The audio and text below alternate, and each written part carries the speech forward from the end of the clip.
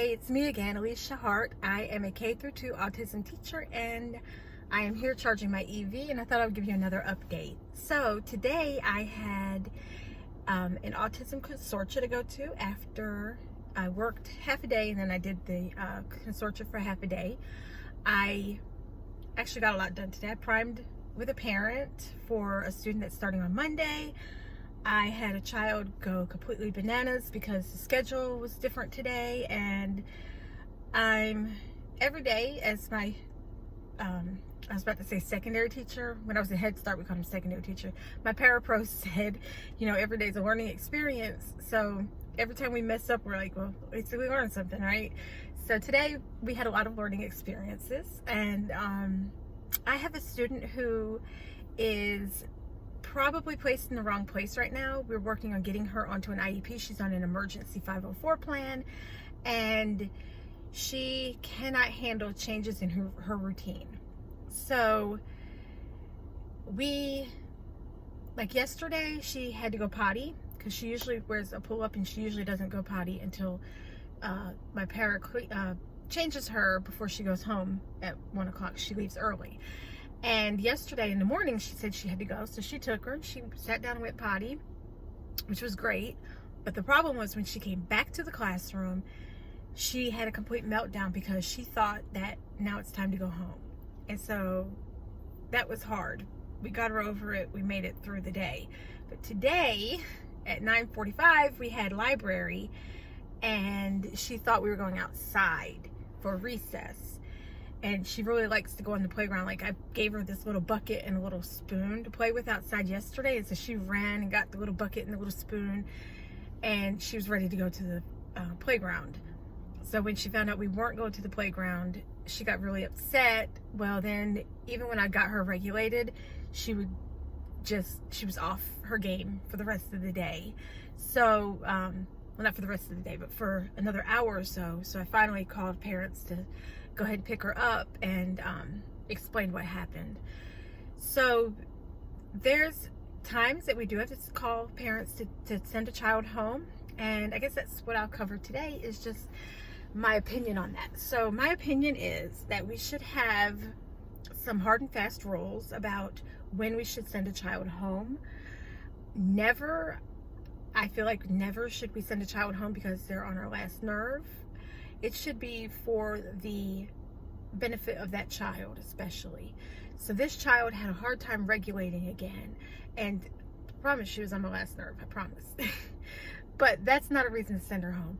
But when she cannot regulate, she gets herself calm, and then she gets started again, that means that she's having a hard time, and that means that it's hard for her. So when you have a child that just continues to have a hard time after they get calm, and then they start right back up again for no obvious reason, it means that there's something in the routine that's hard for that child. And that's an instance, especially if you have an understanding parent, that you may want to just send the child home. So this parent understood. She said and I didn't even tell her about the library situation. She just said, when her routine's not exactly what she expects, it's hard. And I said, well, that's exactly what happened. We went to the library. She expected to go outside. So learning experience is, number one, how can I prevent that next time? Because we go to the library every 2 weeks. We're thinking she may not even be ready to go to the library. But if we need to try, I like to just try things. I never like to say she can't handle it. I like to try it, see, okay, you can't handle it, let's go back. It's okay. But she needs a visual that says, this is what we're doing. We're going to the library. And I have these sticks that we were going to make visual schedules with, and just, I have Velcro now. I didn't have Velcro, and just things got hectic. I don't have enough sticks for all the kids, but she probably needs the visual schedule, so I can give her the stick, and on the stick we can say, this is where we're going next, and she can stick it to the stick, point to it, books, library, and then she even could take the stick with her, and we could say, back to the classroom, stick it.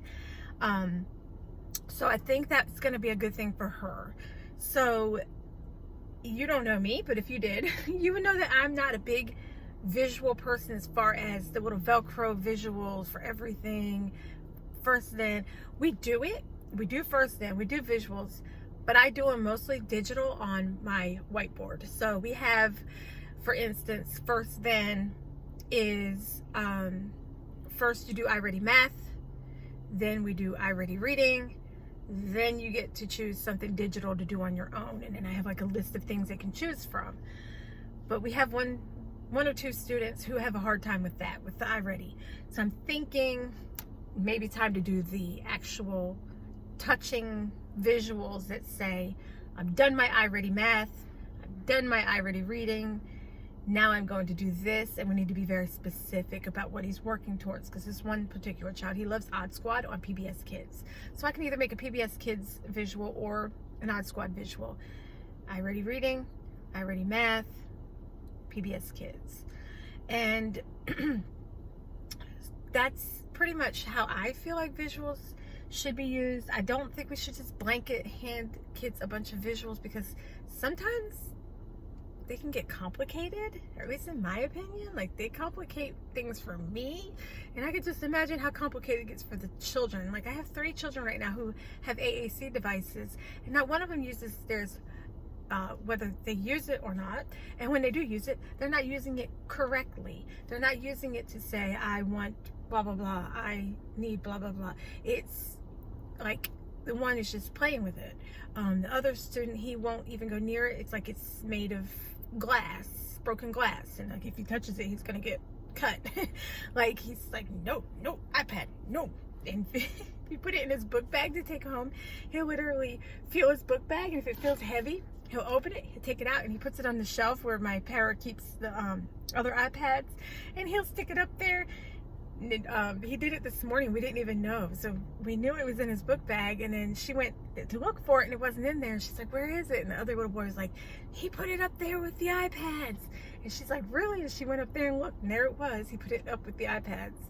So he won't even touch it, and then the other student, he won't even look at his.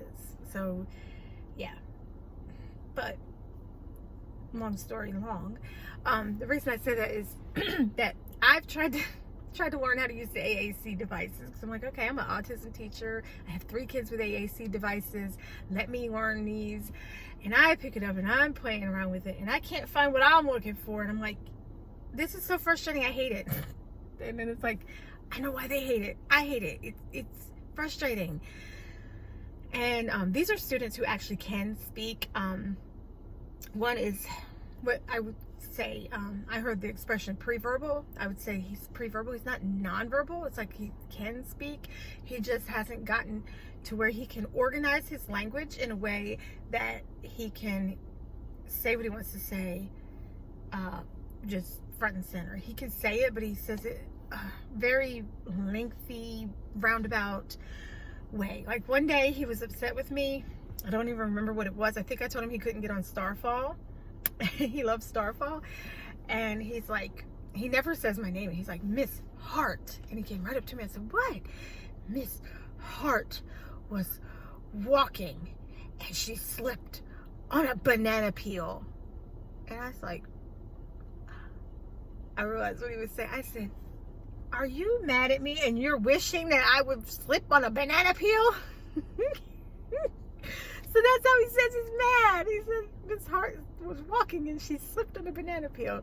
So it's just, that's the kind of things that he says. That's how he gets his point across. So I'm not sure if the AAC device is even going to work for him, because he does have his backwards language way of speaking.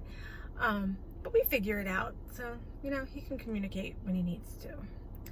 So my car is at 75 miles. That's enough for me to get home. So I am going to cut this off on short, and I'm about to watch some true crime, well, listen to some true crime on my way home from work. Bye.